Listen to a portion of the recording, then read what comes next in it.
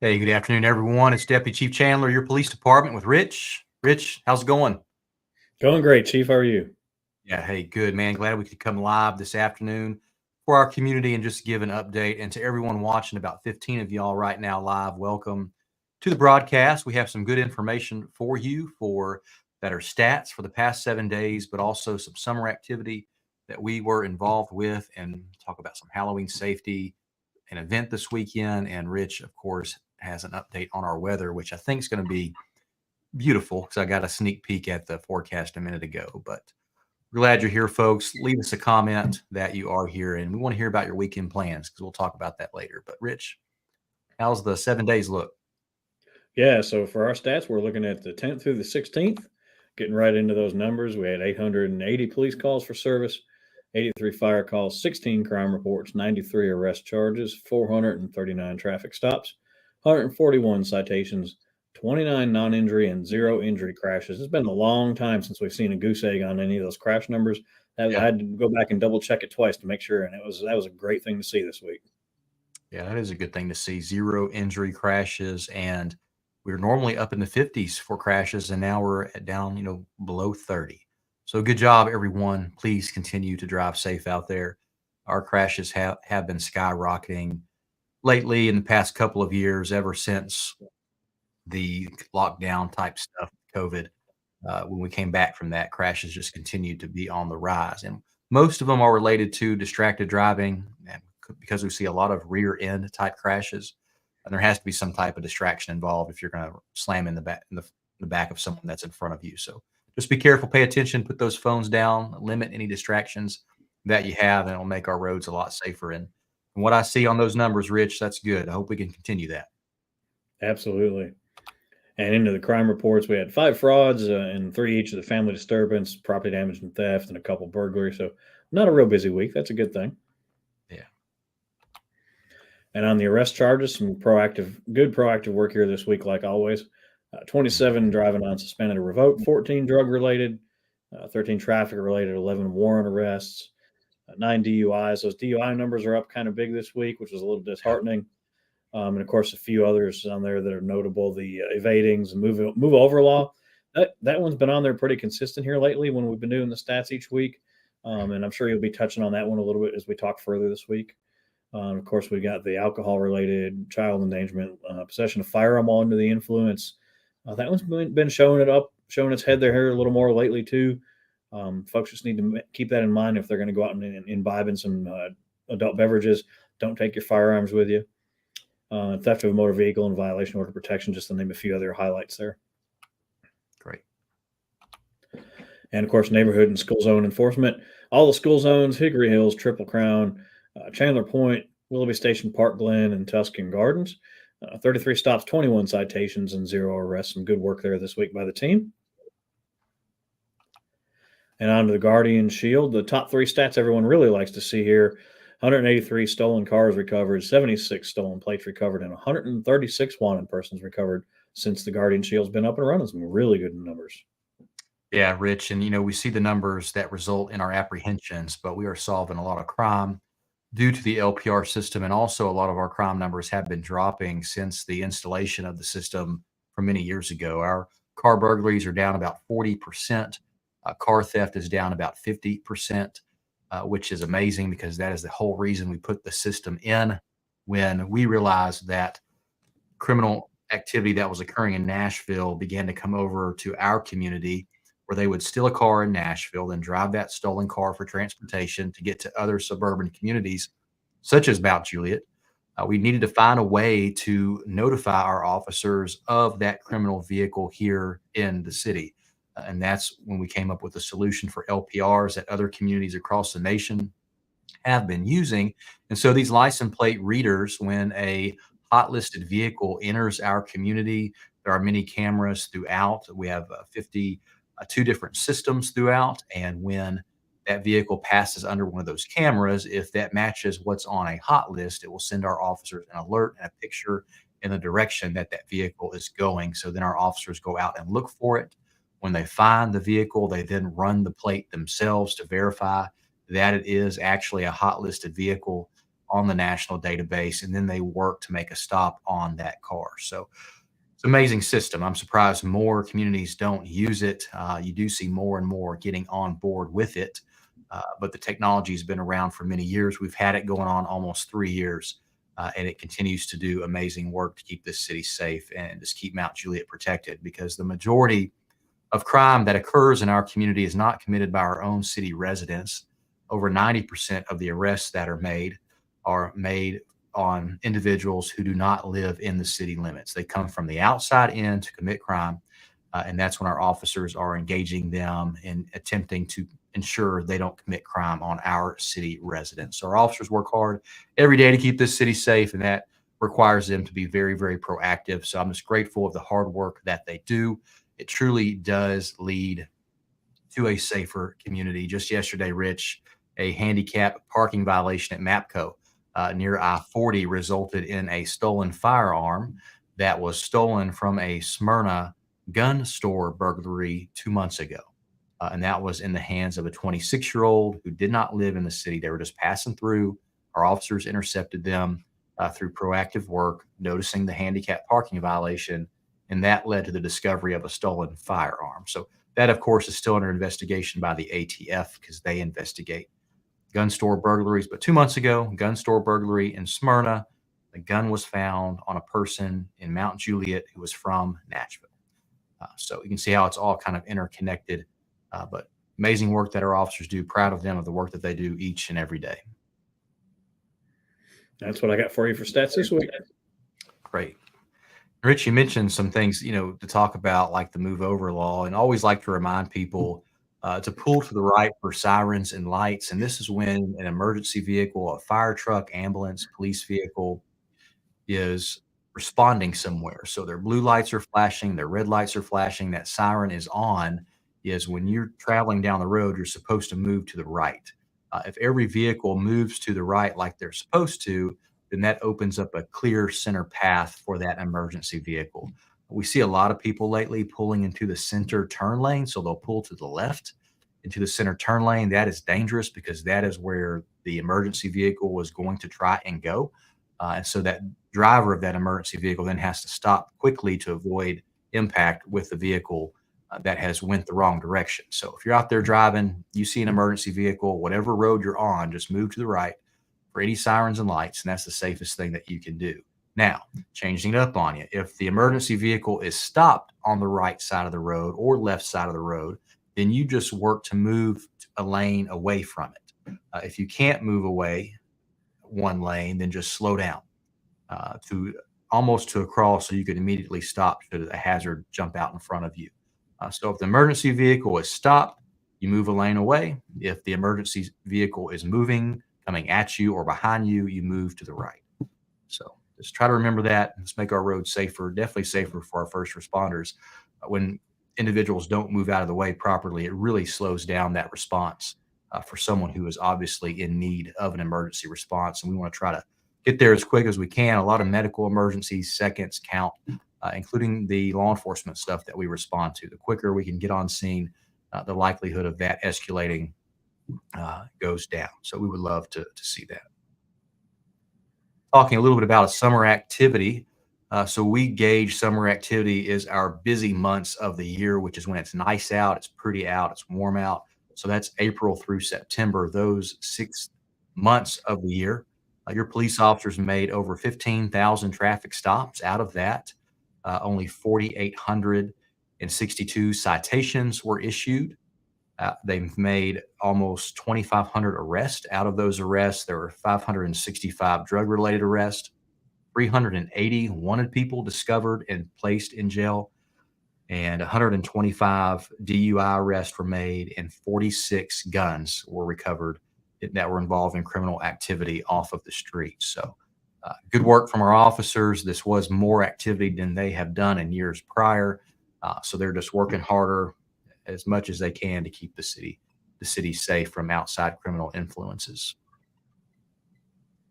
And we got an event Saturday. Rich, are you going to be there, Halloween in the Park? I sure will. I'll be out on Charlie Daniels Parkway helping direct traffic. Excellent. This is one of the big events for Charlie Daniels Park. Our Mount Juliet Parks Department put on this event every year with the help of different groups that are involved. A lot of different vendors are out that way. Costume contest, plenty of candy for everyone. Our police team will be out there handing out different goodie items for the kids, from candy to bracelets to sticker badges, whatever we got to hand out, we will. It's free to the public, and it is from 11 to 3 o'clock. The costume contest starts at 11:30, and you can see kind of how it's laid out on the screen. But they have different categories of ages from under, they even have pets actually. So pets under 1 year, 1 to 2 years, 3 to 4 years. There'll be a break, and then it's 5 to 6 years, 7 to 8, 10 to 12, and then another break. So uh, dress up your kiddos, come out, participate, have a great time. There'll be plenty of police on hand to ensure traffic's moving as best as it can, but also keeping the area secure. Parking for that event will be at Charlie Daniels Park and also at the nearby schools. So Mount Juliet Middle School, Elsie Patton School. You can just walk over to the park. If you park out that way, that parking will be available as well. Our police headquarters is under construction, so parking is limited around that and at our headquarters facility. So our driveway will only be available for vendor in and out access. But the parking at our headquarters is going to be for staff that are working the event that day. So we hope to see you out that way. I'll be out there eventually, hopefully around noon is my goal when I'm going to show up and just have a good time with our community. Talk a little bit about the Halloween safety tips. I put Rich in the cemetery trees there for a little bit as we talk about this, but we always get the question, when is Halloween in Mount Juliet? And that's a simple answer. Halloween is on Halloween, so always October the 31st. It's a Thursday night. We recommend trick-or-treating between the hours of 5 and 9. You can choose when. We just don't like to see it go too late, and it doesn't really need to start too early because there's a lot of traffic out on the roads. Also that night is the Mayor's Cup football game, which is the football game between Green Hill High School and Mount Juliet High School, and I believe that's at Green Hill High School that night. So it'll be a busy night for us. We're gonna have a lot of staff on hand to ensure everything remains safe. We'll have officers in every neighborhood. Those officers will be handing out glow sticks. They're actually light up LED sticks that we'll be handing out to promote pedestrian safety.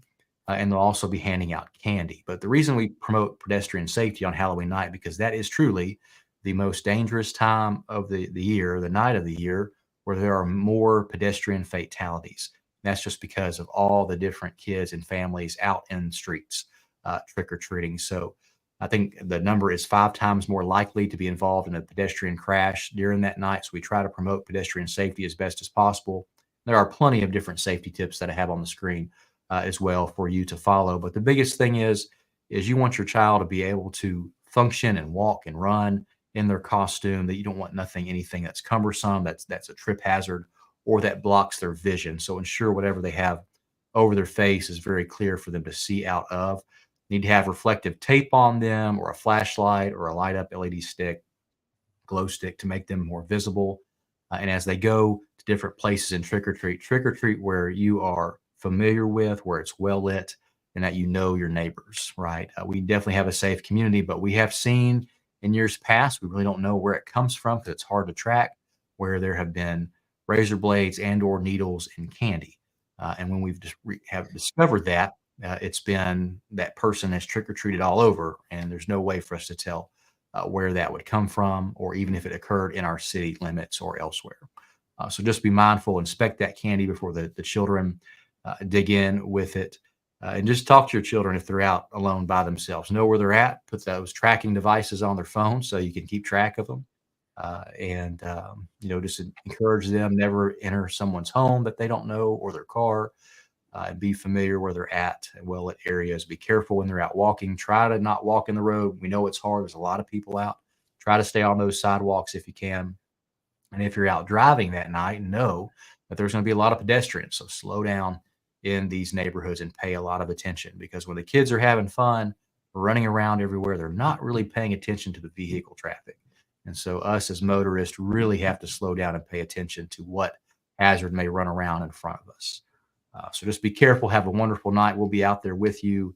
But trick or treating, we recommend Thursday, October 31st, the actual day of Halloween, between the hours of 5 and 9 p.m. Rich, how is our weather? It's looking awesome, y'all. Overnight, we're gonna have next couple nights have a little bit of fog here and there. So just be careful if you're going to be out overnight hours, early morning hours while the fog's out there lifting. That's mainly due to where it's getting a little chilly at night, and the local waterways and the moisture on the ground is a little warmer than the air temperature. So that's what's causing all that fog. But during the day, y'all, man, it's pretty. It's unseasonably warm, and it's like tomorrow for Halloween in the park. We're looking at 73 degrees. It's going to be nice. So first thing in the morning when we're out here getting all set up for everybody, it's going to be a little cool and a little bit foggy and hazy. But by the time the event's in full swing, it's going to be absolutely gorgeous. Yeah, And awesome. all through the next 7 days, it's going to be really pretty every day, really sunny. So far, they're not calling for any precipitation. So, and get out and enjoy this kind of Indian summer that we're having right now. We should be about 10 to 15 degrees cooler right about now. So, y'all get out and enjoy. It's going to be a really pretty next 7 days. Yeah, I know I like it. I'm not a fan of the cold weather, so these warmer days of the year when it's not supposed to be warm as it is, I'm okay with it. So, Rich, I give you all the kudos for bringing in the warmer weather. But all right, folks, if you have any questions, we're always here for you to answer whatever question that you may ask us. Type that in the comments. We'll be glad to get to that. But other than that, we asked the question, what are your weekend plans? Are you coming to Halloween in the park? Going to some other fall festival? It's definitely fall festival season. There's a lot that have been scheduled on our calendar, and our teams will be out at the many different ones throughout our community throughout now until the end of the month. So we look forward to connecting with you and just having a good time as you're enjoying our wonderful, safe community. And Rich, you got any other plans other than Halloween in the park Saturday? You patrolling Um, tonight? yeah, I might get out for a little bit tonight. I got to get out and get the truck looking all pretty for tomorrow. So people are impressed by the pretty truck tomorrow. So Gotcha. Good deal. I'll be out for a little bit. I woke up super early this morning to make coffee with a cop. I made it by 7:30. You'll be proud of me. And of course, been here all day. So I'm not sure how late I'll work, but I do like to get out most Friday nights and just work out there on the road, on the street with our men and women who are out there working hard every day, and just to see what they see and help them when I can. But they're out working hard now. I'm looking at the screen. I noticed they've already made 2 arrests this afternoon within the hour over different stuff, from a DUI and I'm trying to what that other a warrant arrest off 2 traffic stops. So they do good work. We got Gordon here just saying thank you for your service. Appreciate that, Gordon. We have a great team. And if you've been by Charlie Daniels Parkway, which most will see it come this weekend, you'll see the police headquarters construction that's underway. So they are moving right along, getting the walls up on the side. They spent the majority of this week weatherproofing those walls, and you'll begin to see bricks start to go up. So hopefully this time next year, we'll be operating out of that building. They plan to move us sometime August, September. So we are looking forward to that. It's been a project that has been really planned out for 5, 6 years now. That's finally has come to where it is today, where we are out of space here in our current building. And so we will eventually move into that new building that is built for future growth. So we'll be in that new building, hopefully 20, 30 years from now, just because the way it's designed and be able to house us and as we function for 20 to 30 years. So that's great for our department, great for our officers to have those facilities, and what we're going to gain from that, from a crime lab to larger evidence storage to safe places for our community and us to go during a tornado, to an emergency operations center, down to an advanced emergency communication center that we'll have in there. It's much, much needed for the growth that we've experienced in our community. Also, us as a dispatch center, taking on dispatch for our new fire department and also our new EMS services. Definitely something that we need, and we're grateful for the support from our elected leadership and all they've done for us to get us into that building. We're grateful for that. A good deal. Rich, anything else from you? two quick little shout outs I wanted to throw out there. One to the team over at the LDS Church, the Church of Jesus Christ of Latter day Saints over on Woodridge. came by this week and fed us. They brought us meatball subs and Nice. some salads, pasta salad, and all kinds of good stuff this week. So thank you to the crew over at LDS Church for taking care of us like they always do. And also to Miss Nancy Britt and the crew over at the Senior Center for bringing us a bunch of spaghetti suppers yesterday. They were fantastic, and the crew really appreciated them. So thank you to the team over at the Senior Center. We appreciate you guys a lot.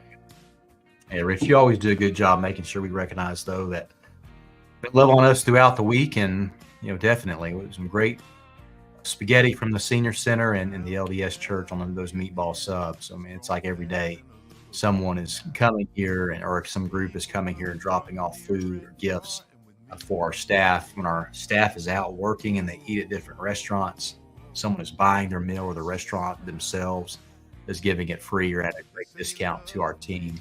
We're just grateful for that and all that you do to support us. Our team works hard every day, right? And we all know government employees, especially police officers and first responders, they don't get paid a whole lot of money, right? You don't get into this job to get rich. You get into this job to serve others. And we have a great team here with a great heart that truly loves to serve and truly loves to really protect this city. It brings a lot of joy to them when they know they are arresting bad people that aren't from here that come here to commit crime.